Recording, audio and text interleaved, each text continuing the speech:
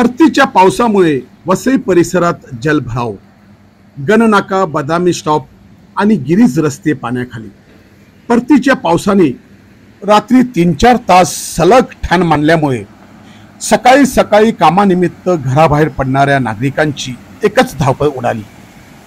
रस्त्यावर पाणी भरल्यामुळे शाळकरी विद्यार्थी, भाजी दूध विक्रेते, बाजारहाटानिमित्त मार्केट परिसरात जाणाऱ्या महिला वर्ग या सर्वांना रस्त्यावरील जमलेल्या पाण्याने अडचण निर्माण केली। मुंबई व आजूबाजूच्या शाळेत शिक्षिका म्हणून काम करणाऱ्या महिलांना आपली दुचाकी चालवणे फारच जिकरीचे झाले होते, परंतु आता पाऊस थांबल्यामुळे रहिवासी व नागरिकांनी सुटकेचा श्वास घेतला आहे। पाण्याचा निचरा देखील फार जलदरित्या होत असल्यामुळे वाहतूक व आवाजाही सुरळीत होत असल्याचे दिसत आहे।